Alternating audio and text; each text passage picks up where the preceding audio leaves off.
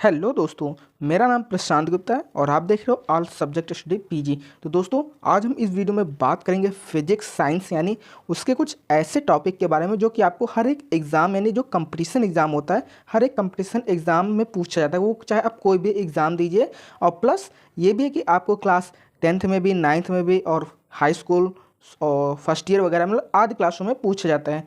तो दोस्तों, आज का टॉपिक जो है वो हमारा है फिजिकल क्वांटिटीज़, यानी हिंदी में बोलते हैं उसे भौतिक राशियाँ। यानी भौतिक राशियाँ क्या होती हैं, कौन कौन से होते हैं, उनके मात्रक यानी यूनिट क्या होते हैं, ये सब हम आज इस वीडियो में बात करेंगे। तो हम सबसे पहले ये है कि हम बात करेंगे फिजिकल क्वांटिटीज़ के बारे में, फिर उसके बाद यूनिट यानी इन सब की यूनिट क्या होती है। तो चलिए दोस्तों, वीडियो को स्टार्ट करते हैं। सबसे पहले आपकी डिफिनेशन यानी हेडिंग है कि फिजिकल क्वांटिटीज़ यानी हिंदी में बोलते हैं इसे भौतिक राशियाँ। यानी इसकी डिफिनेशन यह होगी कि वे राशियाँ जिन्हें एक संख्या के द्वारा व्यक्त किया जाता है, यानी कोई ऐसी राशि है जिसे हम कोई एक संख्या से व्यक्त किया जाता है, उसे हम फिजिकल क्वांटिटीज़ बोलते हैं। अभी हम इसे एग्जाम्पल सहित बताते हैं। जैसे लंबाई हो गई, द्रव्यमान हो गया, समय। यानी जैसे लंबाई हो गई तो हम बताते हैं कि 1 मीटर, यानी ये जो हमारी है, ये हमारी एक जो मीटर है, ये हमारी फिजिकल क्वांटिटीज़ होगी। फिर हम और कुछ इसके बारे में बताते हैं। फिर उसके बाद आपकी सेकंड हेडिंग आती है यूनिट, यानी इसे हिंदी में बोलते हैं मात्रक।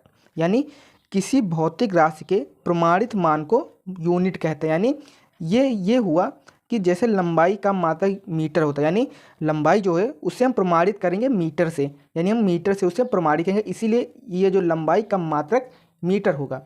इसी तरह द्रव्यमान का किलोग्राम होता है। फिर हम अब बात करते हैं यूनिट यानी जो मात्रक, उसके दो पार्ट होते हैं।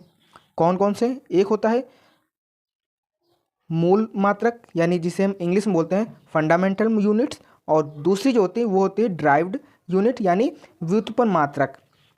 अब ये क्या होता है, इसके लिए हम कुछ हमारे पास एसआई मात्रक के मूल मात्रक की संख्या कुछ दी है, उससे हम बात करेंगे। जैसे ये जो एसआई मात्रक हैं, ये टोटल 7 मात्रक होते हैं। इनकी जो संख्या होती है, सबसे पहले आता है लंबाई, यानी इसमें हम ये बताएंगे कि जो ये भौतिक राशि है उसका एसआई मात्रक क्या है, और उससे हम संकेत यानी उससे हम किस चीज़ से प्रेजेंट करते हैं, यानी डिनोट करते हैं, या प्रतीक उसका क्या होता है, ये सब बताएंगे। जैसे लंबाई का जो मात्रक होगा, मूल मात्रक, वो होगा मीटर। इसे हम एम से इंग्लिश में डिनोट करते हैं और हिंदी में मी से डिनोट करते हैं।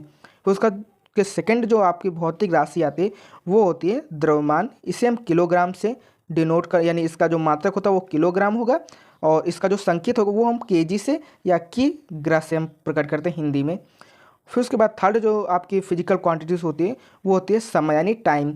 इसका जो मात्रक होगा वो होता है सेकंड, और इसे जो हम एस से डिनोट करते हैं, इंग्लिश में से डिनोट करते हैं।